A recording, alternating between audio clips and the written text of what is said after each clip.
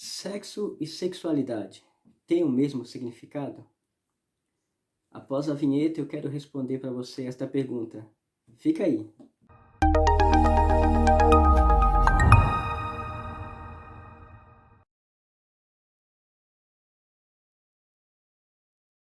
Graça e paz de nosso Senhor e Salvador Jesus Cristo. Seja bem-vindo ao meu canal, Ministério Ricardo Santos.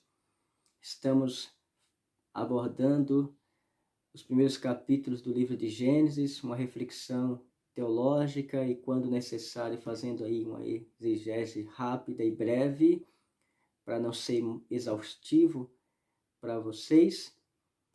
E estamos falando aí agora sobre a sexualidade humana.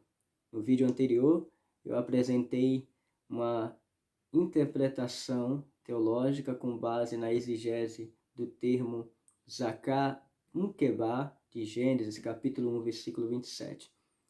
E hoje eu quero refletir um pouco sobre a sexualidade humana. Antes, eu quero apresentar um significado básico, uma distinção, aliás, da palavra sexo e sexualidade. É claro que existem vários significados, né? Hoje, tanto nos meios psicológicos, dentro da psicologia, na sociologia, na filosofia, na biologia, existe uma ampla gama de sentido e de significado essas palavras. Mas basicamente eu quero apresentar aqui, e talvez você já conheça aquilo que eu vou apresentar, para depois nós passarmos para uma visão teológica, uma reflexão sobre este elemento, sobre a sexualidade humana. Tá? Sexo, então, é uma divisão de espécie macho e fêmea, especialmente em relação às funções reprodutivas. Qualquer que seja o sexo, trata-se da capacidade da reprodução de espécie, seja ela o ser humano, seja ela animal.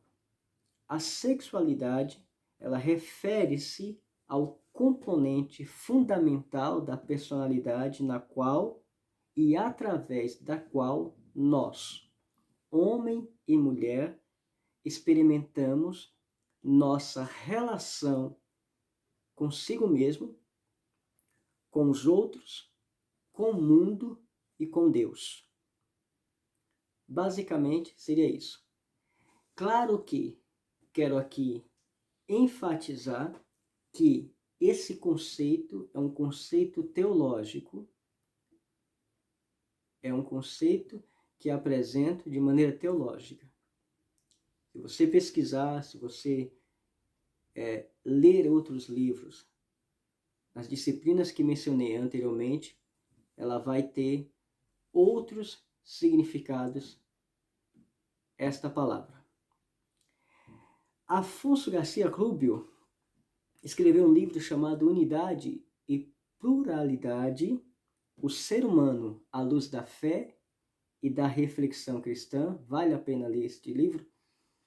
E alguns elementos que ele apresentou lá, uma reflexão que ele apresentou, extraí e quero apresentar para vocês para ajudá-los na argumentação, mas principalmente na reflexão bíblico-teológica do que vem a ser a sexualidade humana. Então, a sexualidade envolve especialmente os poderes ou as capacidades de formar laços profundos e duradouros e de dar e receber prazer, de conceber e gerar filhos. Essas são as funções da sexualidade. A sexualidade pode ser parte integrante do desejo de se comprometer com a vida do outro, de tocar e ser tocado, de amar e ser amado. Ela envolve laços profundos, laços íntimos, que vai manifestar-se na afetividade, na reciprocidade e no comprometimento mútuo de bem-estar entre homem e mulher. No que diz respeito ao poder que a sexualidade ela exerce como influência tanto psicológica como social, ela pode às vezes ser ambígua e complexa. Este poder pode ser ambíguo e complexo porque pode ser usado tanto para o bem como para o mal. Esses poderes e capacidades, trazerem alegria e prazer surpreendentes, mas também pode trazer tristeza e desgraça de uma maneira assustadora. Esses poderes, no que diz respeito à sexualidade humana, podem servir a Deus e ao próximo, como também podem machucar ou ferir o próximo. A sexualidade encontra expressão nos extremos da experiência humana, da fenomenologia humana. Amor, cuidado e segurança. Mas também, ao ser usada de maneira errada, sem princípios e valores cristãos, a sexualidade ela pode ser usada, empregada de uma forma de luxúria, indiferença e de exploração. Haja vista que na sociedade moderna, na contemporânea, nesta a qual vivemos, esses três termos estão evidentes de uma maneira que demonstra a corrupção do gênero humano quando não há princípios e valores cristãos regendo a conduta humana e a conduta dentro desta sociedade. A luxúria, a indiferença, a exploração. Um exemplo claro é a exploração infantil que existe em regiões como o Norte e o Nordeste, também Sudeste, em pequenas cidades e em grandes cidades. Crianças sendo usadas como objeto sexual para trazer renda para a família, algumas sendo coagidas a agir dessa maneira e outras que são raptadas e são colocadas como escravas sexuais. A sexualidade consiste em uma combinação rica e diversificada de interações e possibilidades relacionais, emocionais e físicas. Certamente, não consiste em desejo erótico. Não é apenas para me satisfazer naquele momento, mas é muito mais amplo, muito mais complexo a questão da sexualidade.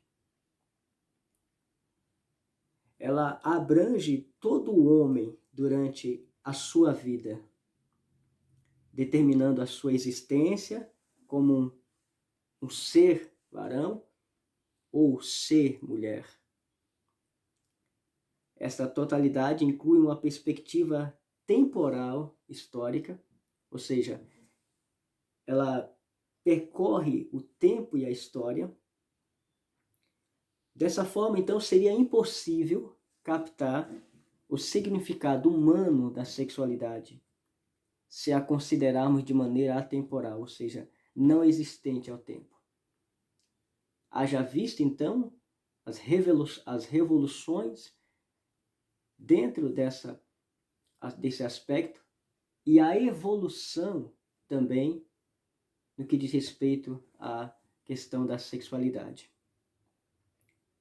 De fato, ela está sempre presente na existência do ser humano, modificando, contudo, o seu sentido e a sua significação humana, segundo as diversas etapas dessa existência. Então, ela está presente desde o início, na infância, na adolescência, na fase adulta e também na velhice. Vista assim, a sexualidade, ela não pode ser confundida com mera genitalidade. Não podemos apenas interpretar a sexualidade com base nos órgãos genitais, com base no físico, em conceitos, em visões, na estética do corpo do homem e da mulher. Porque esta última refere-se ao instinto biológico, e esse instinto biológico está em conexão com os órgãos sexuais. A sexualidade é bem mais abrangente. Ela afeta cada célula do corpo humano, do nosso corpo. Está em nós, se movendo. Em cada desejo do homem e da mulher.